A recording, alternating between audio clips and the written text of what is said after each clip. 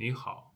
If you're preparing for HSK1, you might be asking yourself, how many words do I need to memorize? How long should I study every day? And do I need to write Chinese characters right now? Most people start with these questions, but they are actually asking the wrong questions. So today I will show you how to prepare for HSK1 step by step without overstudying or wasting your time.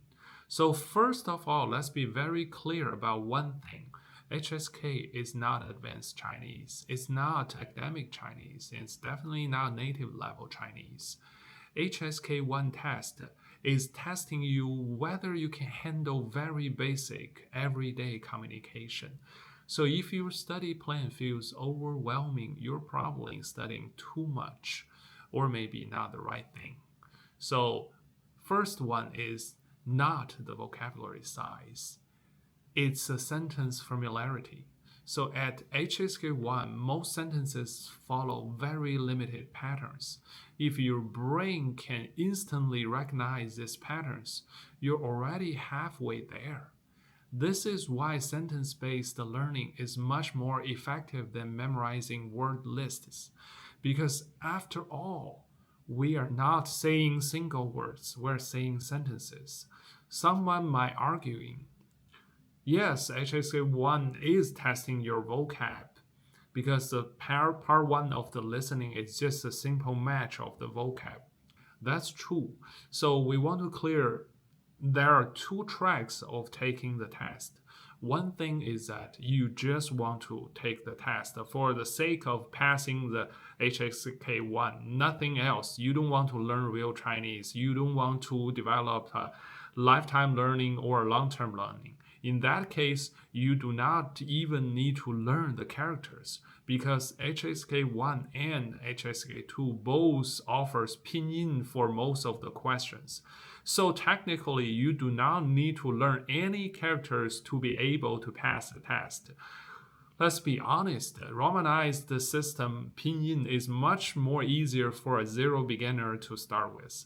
However, starting with the Chinese HSK3, you will need to be forced to recognize the characters and read them and type them out. So if you want to study or you want to pass anything beyond the HSK2, which is a basic literacy, then you do need to memorize and practice simple sentences.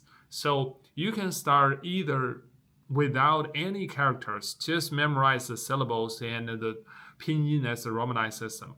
Or you can start the real learning with simple sentences and the patterns of the language and the mindset and the culture behind it. So it's your call. This video can help you on both ways, but personally, I highly recommend follow the slightly harder beginning but easier afterward. So step 2, here's something many beginners get wrong. They start with reading and writing because that feels actual learning. But HSK, the listening is usually the biggest obstacle. Why? Because listening happens in real time. You don't get to think longer. There is no actual thinking time.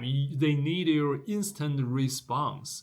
So if you can understand the listening smoothly, reading becomes much easier, especially like I mentioned. You can always borrow some help from the pinyin. Even you want to learn the character, you forgot the pinyin is there to help you for HSK 1 and 2.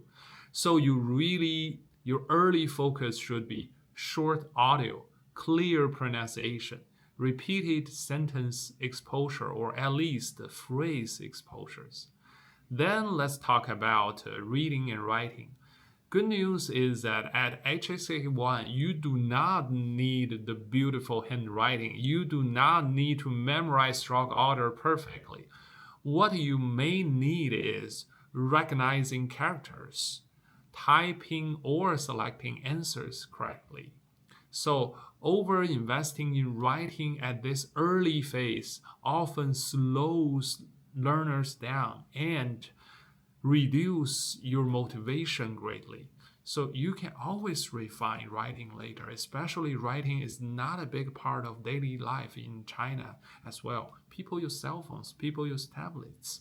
Well, you need to write some basic phrase, your name, happy birthday, but in most cases, unless you want to study the classic Chinese and you're really into the beauty of the calligraphy world, you do not need to learn writing at this phase.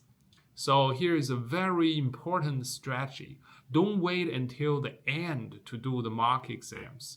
Mock questions are not just for testing, they are for training your brain.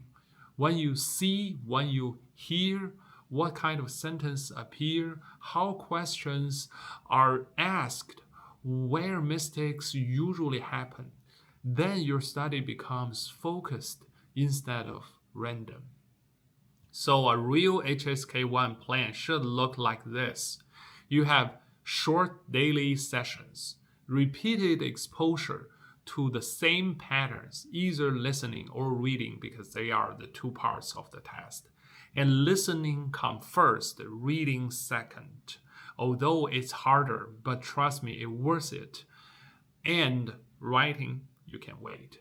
Consistency matters way more than intensity. You do not need to study for hours a day. You need a system that compounds.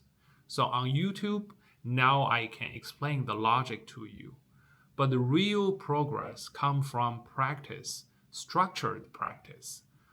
That's why the full mock exams, many questions, guided sentence drills, and step-by-step progression, they live outside of the YouTube.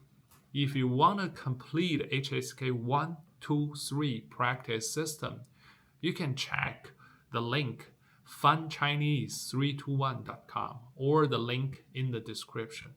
So in the next video, I will explain why so many people pass HSK 1 but got stuck immediately at HSK 2.